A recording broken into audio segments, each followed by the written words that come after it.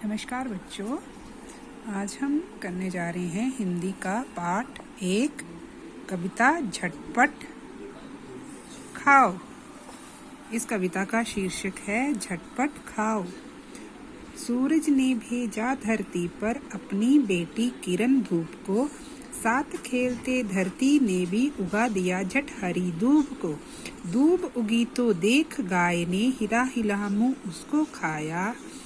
कवि कहता है कि सूरज ने अपनी बेटी किरण यानी कि धूप को धरती पर भेजा और धरती ने भी किरण के साथ खेल खेलकर तुरंत ही हरी दूब यानी कि लंबी और नरम घास को तुरंत उगा दिया। दूब हरी घास देखकर गाय ने भी अपना मुंह हिला हिलाकर उसको खूब खाया। उसको खाकर खूब ढेर सा दूध थनों में उसके आया। दूध मिला तो दादी माँ ने जामन देकर उसे जमाया। हरी हरी घास खाकर गाय के थनों में खूब सारा दूध आ गया और उस दूध को दादी ने जामन देकर दही जमाया। जामन होता है जब हम दही जमाते हैं तो उसमें थोड़ा सा खट्टा दही डालना पड़ता है, उसको जामन बोलते हैं। दही जमा तो माँ ने उसको खूब बिलोकर मक्खन पाया।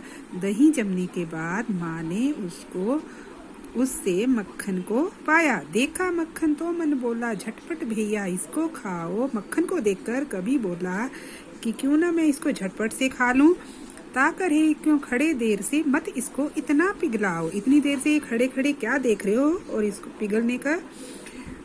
पिघलने से पहले ही इसे मैं खा लेता हूँ। पर बोली माँ इसको खाकर हाथी से तगड़े हो जाओ। माँ कवि से बोली कि इस मक्खन को खाकर तुम हाथी जैसे मजबूत और हट्टे कट्टे हो जाओ। मैं बोला माँ लेकिन पहले सूंड कहीं से तो ले आओ। कभी अपनी माँ से बोला कि हाथी तो मैं तभी बनूंगा, पहले आप कहीं से सूंड तो ले आओ। इस कविता के लेखक हैं दिविक रमेश। और अब ये है अभ्यास और ये है नए शब्द जो आप अपनी नोटबुक में करेंगे। अभ्यास ये है मौखिक प्रश्न।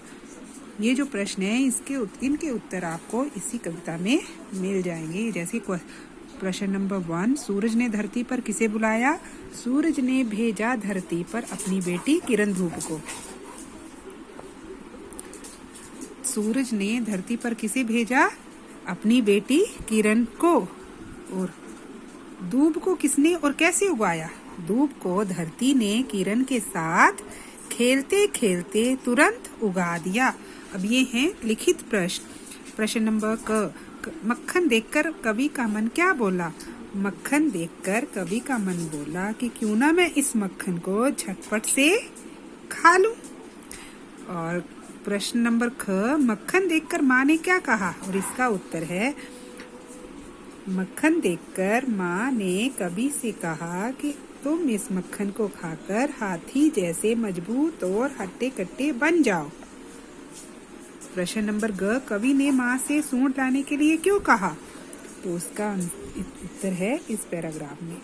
जब कवि की माँ ने कवि से कहा कि तुम इस मक्खन को खाकर हाथी जैसे मजबूत और हट्टे कट्टे बन जाओ, तब कवि ने अपनी माँ से बोला पहले कहीं से सूंड तो लेके आओ।